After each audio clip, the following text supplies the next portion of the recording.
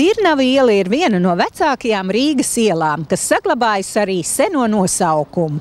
Tā vīs cauri 4 Rīgas rajoniem vairāk nekā 3 km garumā. Pat laban es eju pa tā saukto Dzirnavu dambi, ko ielas trasē pievienoja 1876. gadā. Dzirnavu dambis sākās pie pirmās ganību, tagad Antonijas ielas. Pirms tam te atradās palisādes, jeb augšgalā nosmailināti koka nožogojumi, kas kalpoja priekšpilsētu aizsardzībai.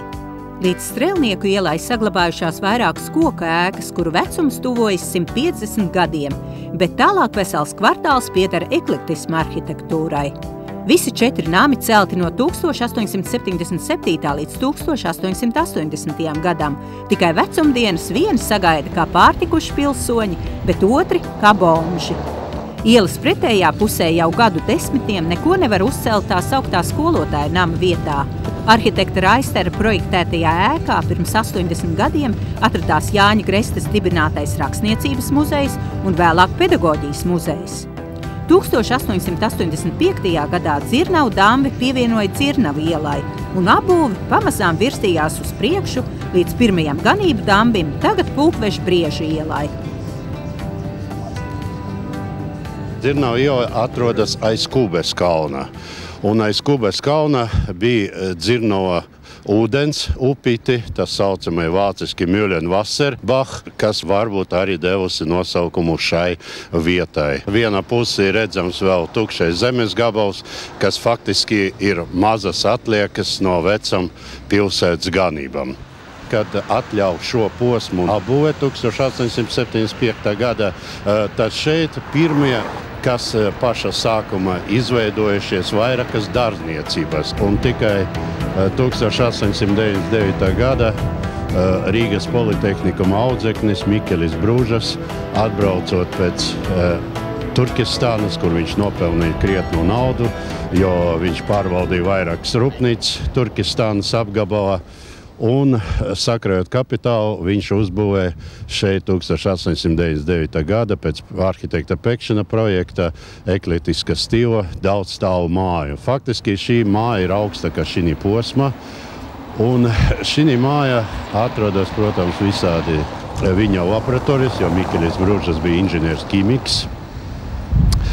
Un iespējams, ka Ferdinands Grīniņš, kad pārvadāja ieročus, jo te ir ļoti izdevīga pozīcija, te blakus ir preču stācija, kas atklāta 4. gada, tepat ir osta. Pārskatot mājas grāmatas par 1905. 1910. gadu, pārsvarā apdzīvoja ļoti slaveni vācu patricieši, arī 2 ģenerāļi. Līdz ar to Grīniņš varēja būt drošs, jo policija, protams, neietu tur, kur dzīvo ģenerāļi. Pie tam viens ģenerāli von Bock bija bijušais žandarmērijas ģenerālis.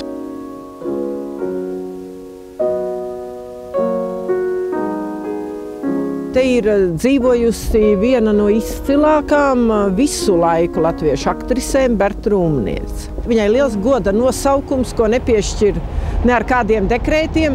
Viņa ir latviešu teātra māmuļa. Dažkārt arī tagad jau saka vecmāmuļa. Teātrī bijusi gandrīz vai 70 gadus un 25 gadus no tā laika nodzīvojuši šajā namā.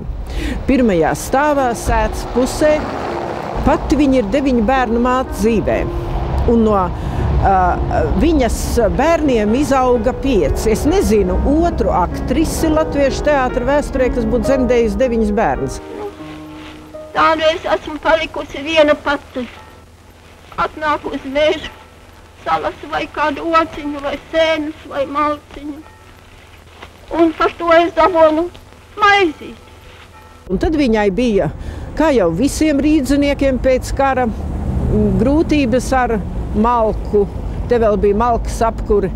Viņa gāja tur pa esplanādu, lasīja kaut kādus žagariņus. Un vienreiz viņu apstādināja toreizējais šķiet centrāla komitejas sekretārs vai Jānis Kalnbērziņš. un teica, rūmnieku māte, nu kā jums klājas un ko jūs tā. Un viņa teica, nu galīgi nekā neklājas pie šitās varas, nav ko kurināt. Nu, tad nākošajās dienās Kalnbērziņš norganizēja to, ka viņai pieveda vezumu malkas. 85 gadu jubilejā viņai uzrakstīja runu, kas viņai jārunā. Un viņa tā pārskatīja to runu un teica tā, es neesmu pieradusi spļaut bļodā, no kuras pat esmu ēdusi.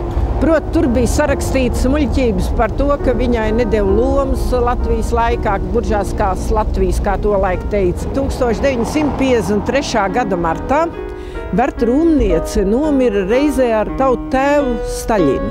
Staļina bēres it kā mazliet varbūt pat aizēnoja Bertas Rūmnieces bēres. Rūmnieci, protams, izvadīja godu, bet nevar būt tā, kā tas būtu citā brīdī.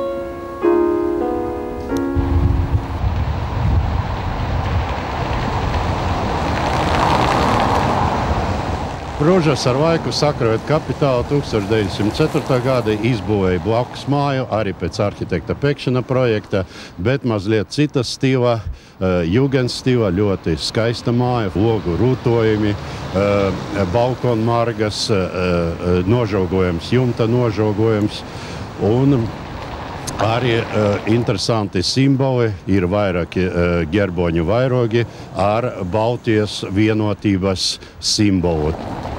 1911. gada Konstantīns Pekšans būvēja vēl vienu māju, bet tā pavisam cita stilā, tautas romantisms. Ļoti labi, ka te ir tik ļoti tuvu visa satiksme, vai ne? Un arī šeit vārti, ka viņi bija cieti droši. Jā, vakaros es negribētu varbūt iet pa Dzirnavu ielu, tad es atnāku tur par Briežu ielu un par Elizabetes ielu. Jā, Rīgā un Latvijā ir visnepieklājīgie braucēji, kādus es esmu redzējusi.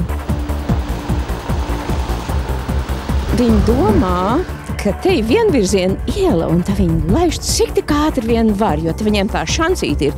Un viņi līdz galam pat nemēģina tur piebremzēt, un pat tur stūrī nevar viegli pāriet. Un ja kāds kaut kur mēģina tikt pāri, un ja kāds piebremzē, tad pēc tam viņi gandrīz ir dusmīgi, un viņi tā uzstrauc to visu. Un nedomājiet, ka es neesmu pieradusi pie dušīgas braukšanas, jo es pati ar gadiem braucu iekšā Ņujorkas centrā, ja? Vienmēr ar savu mašīnu. Tad, kad jūs aicināt viesus ciemos uz Dzirnavu ielu, vai ir kāda pazīme, ko jūs vienmēr izceļat? Es saku, vārti mājas galā, un pie vārtiem ir saules logi. Man patīk, ka man tik viegli pateikt saules logi. Un arī saule jau parādās vienmēr manās darbos. Gleznotāja Daina Taknija bērnībā dzīvojusi Meža parkā un Bauskas ielā, bet 1944. gadā ģimene devās bēgļu gaitās uz Dancigu, bet pēc tam nokļuva Amerikā. Dainas Taknijas ekspresīvo glezniecību Latvijā iepazina 1987. gadā, kad Ārzemju mākslas muzejā bija izstādītas 2 gleznas no cikla Sieviete un govs. Pirms 7 gadiem mākslinieci atgriezās Latvijā pavisam un apmetās Dzirnavu ielā. Man bija ļoti interesanti sajūta, kad es ienācu pirmo reizi šajā istabā. Man likās, ka te ir ļoti silts, bet tas nav tādēļ, ka radiatori labi silda. Krāsas. Ja? Krāsas ir tas, kas to, kad es teicu, ka tas puisis teica wonderful, tas ir tāpēc, ka cilvēki jūtās labi ar siltām krāsām. Un visinteresantāk man ir gleznot, kad es pat nezinu, kas tur radīsies. Bet tās saprotams, kā jūs redziet, tās ir tā kā manas kustības, un no tā dažreiz ir tikai liels audekls, un es tikai sāku, vai ne? Un viens no man, saprotams, ir šāds tēplis, kas ir tieši tā kā manā liela. 2x2 metri tur iznāk. Un tad viss tās kustības. Bet tās jau man sākās Amerikā, un viens man teica, what's this with the snakes? Kas ar tām čūskām? Tas iestās nebija tik daudz čūskas, kā... Tad es sacīju, čūska ir sens fertilitātes auglības simbols, kāpēc arī nē? Te ir tāda bilde, kur ir 2 mazas meitiņas, un viena no tām varētu būt Daina Taknija. Jā, tā te ir Daina. Tā es esmu. Man bija tāds zaļš samta somiņa, kas bija kaķīts, tāda balta apaklīte, un to nes, un man māsa nes Jāna, tā bija viņas mīļākā lelle, un to viņi arī paņēma līdz, ka mēs beigām. Tās bija virsnieks, viņš iestājās Latvijas armijā 19. gadā un piedalījās atbrīvošanas cīņās. Un no tā laika viņš visu laiku ar vienu progresēja, un viņš bija pulkvedis leitnants, un tad viņš sūtīja uz Poliju 39. gadā. Viņš bija, sapieru pulkā. Tikai liktenīga nejaušība izglāba mākslinieces tēvu Rudolfu Jēkabsonu no aresta un bojājējis latviešu virsnieku nometnē Litenē 1941. gada jūnijā. Viņš vienkārši nokavēja beidzamo vilcienu uz Liteni vakarā, kad Liteni tajā naktī, ka notika. Un viņš aizbrauca no rīta pilnā uniformā, un stacijā viņam pienāca viens zaldāts un teica, pulkvežkungs, tur kaut kas ir noticis, un viņš satika vienu kapteini, kas arī jutās jocīgi, un tad viņi nolēma ap divu bēgt. No tēvs izglābās no Litenes. Sniegs un saule. Tie ir mani mīļākie. Tas mans mīļākais laiks, sniegs un saule, jo tas kā bija, ka es biju maza meitene Latvijā.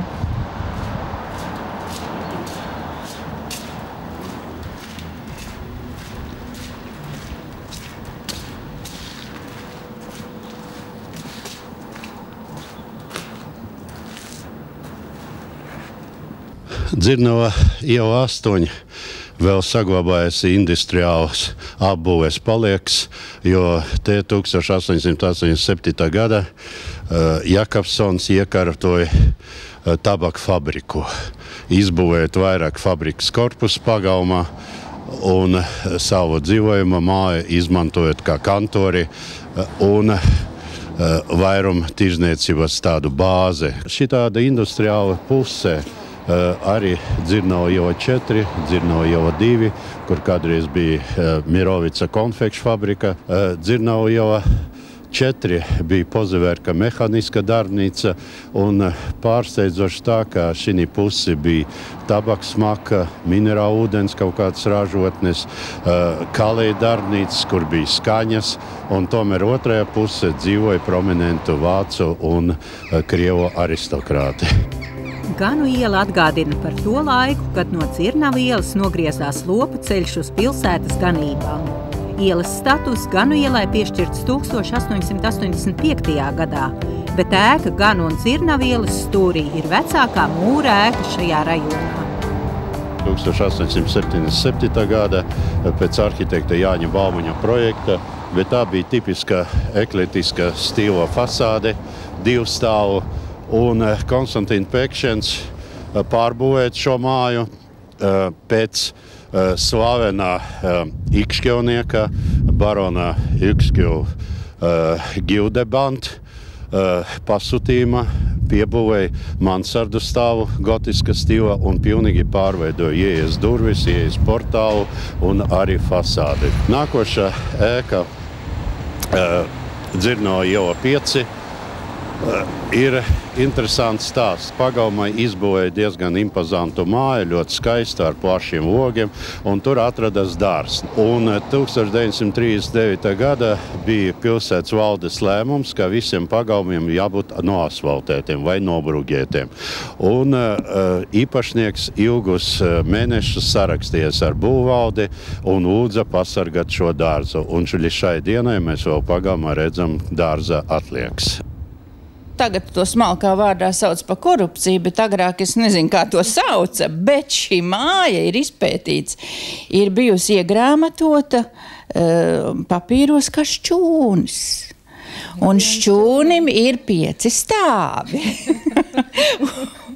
un šķūnim ir ļoti smalks podiņa krāsns katrā stāvā. Man teica, ka roždobs bijuši. Tagad, kur mašīnas ir, tur sapulcējušies, tur roždobs.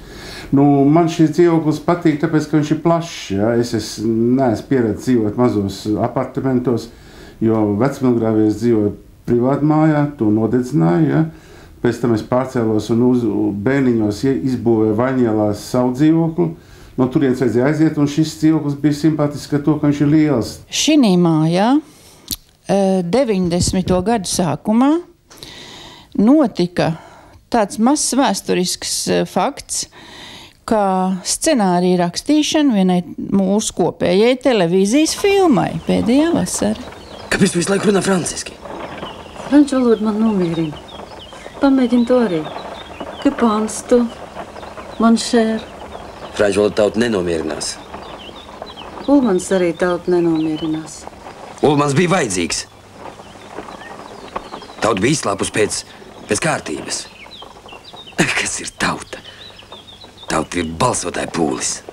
Un autors bija Edvards Liekna, mūsu bijušais kolēģis. Ja? Un viņš dzīvoja tajā dzīvoklī, kur man kaimiņiem tagad numurā, Ilza dzīvoja. Un dzīvoklis, ar ko ir sevišķs, ka viņā dzīvoja mūsu slavenā dzejniece Elza Stērste. Protams, pats Edvards Virste nedzīvoja, viņš jau bija tad atstājis šo pasauli, bet viņa kundze šeit dzīvoja visu savu ģimeni. Turpat mēs atradām zīmītes, kur tātad Stērstes kundze bija atstājusi saviem ģimenes locekļiem, jo, kā es sapratu, viņa dzīvoklī daudz ko noklausījās, un viņi arī bija tāds mirklis, ka viņi sarakstījās. Ja? Nu, mēs šīs zīmītes atdevām tuviniekiem, lai viņi tālāk dara ar šo vēsturisko liecību, ko vēlās. Es nezinu, kur Rodrigo tas rozes redzēja, bet, kad es ienācu, man tai pirmā stāvā pretī bija liela tāda izmūrēta izkasta. Un no rīta, kad es atvēru logu, es nevarēju saprast, kas tur tā lido no vienas miskastes uz otru, un tas bija žurciņas, kas tur tā lēkāja. Kopīgi strādājot, mēs iztīrījām pagrabu. Mēs iznesām visādas vērtības, mēs iztīrījām iekšpagalmu, kurā vēl pirms mums neilgi bija dzīvojuši vistas un truši audzēti. Nu jā, tā mēs te sākām un pārījām kopīgi šo palaunadzi un sagaidījām jaungadu un eglīti dedzinājām. Tas bija ļoti svētīgs laiks un ļoti, viņš mums visiem ir radījis tagad dzīves komfortu, varētu tā teikt tomēr, ja? Un tas ir pateicoties tādai mūsu savstarpējai labām attiecībām. Vienīgi žēl, ka Krūmiņa Anta aizgāja, jo viņa arī bija tāda mūsu dvēsele tāda. Man Dzinaviela liekas, ka viņa ir tāda, nesevišķi bagāta mācmeita, ja, teiksim, ja blakus Alberta iela, kur ir bagāta nami, kur ir vizuāli viss ļoti pievilcīgs, tad šie nami, kas te viņi tādi mazliet pieticīgāk. Man kā patīk, kad ir no visa kā, ir ļoti smalkas celtnes, ir ļoti dārgas, ir ļoti mazi veikaliņi, pogu veikaliņš, adīkļu veikaliņš un daudz tādas citas lietas, kur ejot var, tā redzēt, man šķiet Rīgas šķērsgriezumā. 1863. gadā atļāva būvēt mājas Dzirnavielā posmā no Strelnieku ielas līdz Antonijas ielai. Pirms 150 gadiem Strelnieku ielas stūrī atradās tapešu meistara Lamberta darbnīcas. Pirms 140 gadiem rūpnieks Arnalds te uzcēla Rīgā lielāko minerālu ūdeņu iestādi un iekārtoja dārzu. Pirms 70 gadiem ražotni lika slēgt, un arhitekts Dāvids Sariņš projektēja telefonu centrālu ēku, kurā tagad strādā Latelekom dienesti. Šī rajonā kopš 1901. gada bija aizliegt būvēt koka ēkas. Visi koka ēkas, kas atrodas uz Dzirnavu ielas, ir būvēti pirms 1901. gada. 1872. gada pēc Gustava Vinklera projekta šeit uzbūvēja pirmo dzīvojumu nelielo māju ar augsto pagrabu, jo šis pagrabs arī liecina to, ka te bija zemi gruntsūdeni, jo kādreiz pat Antonijas iela un Dzirnavu iela bija grāvi, novadgrāvi, kas novadīja no šīs teritorijas ūdeni. Te kopš 1890. gadam atradas viena no lielākiem šī rajonā maizes ceptuvē. Blakus ēka Dzirnava 29 jau būvēta pēc gada. To būvēja viens amatnieks priekš sev, koka amatnieks, un līdz ar to šī koka māja ļoti stipra, neskatoties uz to, ka viņa nolemta sabrukšanai. 1908. gadā šo gruntsgabalu nopērk arhitekts Zēberliks un pagalmā uzceļ skaistu namu, kurā 30. gados ir gleznotāja Oskara Norīša darbnīca. Zēberliks atvēl telpas arī vācu meiteņu skolai un skolotāju dzīvokļiem, bet vēlāk te mācās ebreju un krievu bērni. Tagad ēkā ir Šimona Dubnova ebreju sākuma skola.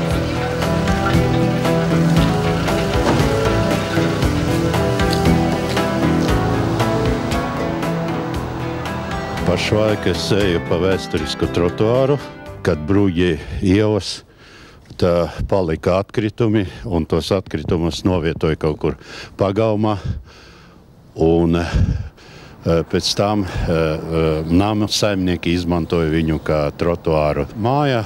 Pēc latviešu izcelsmes arhitekta Friča ielēja projekta 1873. Gada, bet 1932. Gada nopirka viens no ievērojamākiem Latvijas valsts darbiniekiem, bijušais Latvijas satversmes virsprokurors, latviešu pareizticīgo sinodas priekšsēdētājs Jūlijs Ārais.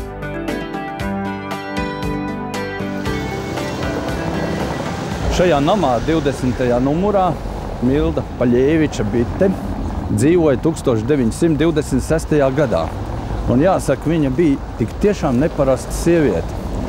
Mūsdienīga, šī gadsimta gandrīz sieviete 21. Jo viņa šai brīdī bija viena, viņai bija jāaudzina 3 bērni, no kuriem jaunākajam Andrim bija 4 gadiņi.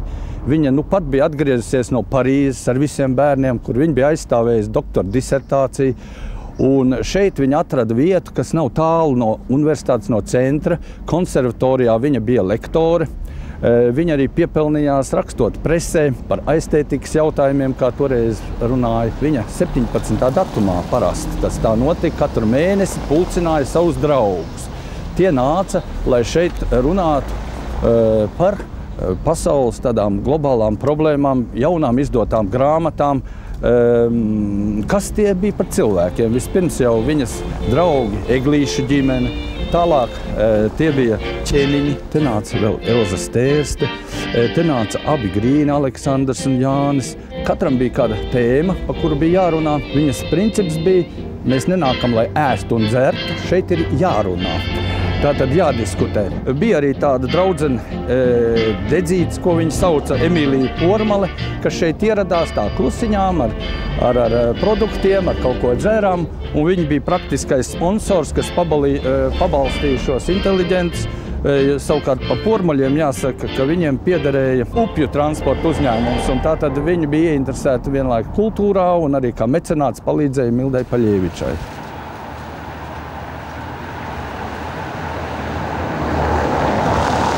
Kādreiz šeit bija dārzi, vēl saglabājušies vairāki koki, lieli koki, un savā laikā, dzirnav jau 18, pēc Mihaila Eizenšteina bija izbūvēts ļoti skaistas 2 pagalmu ēkas, fligeliši, katrs savu stila, viens 1901. Gada eklektiska stila, otrais 1904. Gada jau ar jugendstila logiem, ailēm, logu ailēm, ierāmējumu, rūtojumu. Dzirnav jau 20 pagalmā vienkārša fasāde, ko savā laika būvēja nama īpašnieks ar tādu interesantu uzvārdu Tvardovski Hartmanis. Ir virs durvīm cilnis, kura attēlots nezināms cilvēks, un bērnībā mēs bieži vien ieskrienam, jo blakus mana skola te bija. Un mēs domājam, ka tas ir Pēteris I. Bet tagad uzmanīgi ieskatoties, šis cilvēks izskatās pēc 17. gadsimta ridzinieka, jo viņam jocīga podiņa formas cepure, Pētera I. ūsas, un iespējams, ka draka fundaments šai mājai atraduši šo cilni 17. gadsimta ridzinieka seju. Dzirnav jau 1721 kādreiz bija liels komplekss, kas faktiski piederēja bijušā Georga Tauheima ratus smēras fabrikai, kura izbūvēja vairākus korpusus, un Georga Tauheima pēdas vēl līdz šai dienai redzamas uz fasādes Dzirnava ielas 17 ēkas. Šīm ēkām ir dažādi vēsturi, jo šeit ir bijusi gan krājbanka, gan bērnu dārsts. Runa arī par zirgu staļļiem. Mēs kopš esam aizgājuši no preses nama, šeit jau dzīvojam 10 gadus, un man liekas, ka tieši šeit mums visam kolektīvam un Latvijas avīzei kopumā ir tāda radusies tā kā mājas sajūta. Te ir mūsu māja, mūsu pagalms. Daudz uzņēmumi, kuri īrē vai nomā tikai vienu stāvu vai vienu biroju, nekad viņiem nevar būt savieglīti pagalmā vai nekā mums tas ir. Un savas mējas. Un savas mējas, jā. Visi domā, ka mums ir tikai viena ēka. Nē, mums ir vesels 3 ēkas tātad. Un starp šīm ēkām ir celiņi. Un tur jau ir aizslēpies mūsu iekšpagalms, kur notiekās Jāņu svinības. Parasti ir arī kāds folkloras ansamblis, lai būtu tādās tautiskās tradīcijās, tā kā mēs jau esam tāds nacionāli konservatīvs laikraksts. Visas 3 ēkas ir tādas arī bijušas, bet tie tunelīši, gaisa tunelīši tika radīti, lai varētu darbinieki pārvietoties no vienas ēkas uz otru, neizejot ārā. Kādi ir jūsu kaimiņi? Mums ir ļoti jauni kaimiņi. Mēs ar viņiem draudzējamies kopš paša sākuma. Viņi pirms gada sāka šo māju rekonstruēt.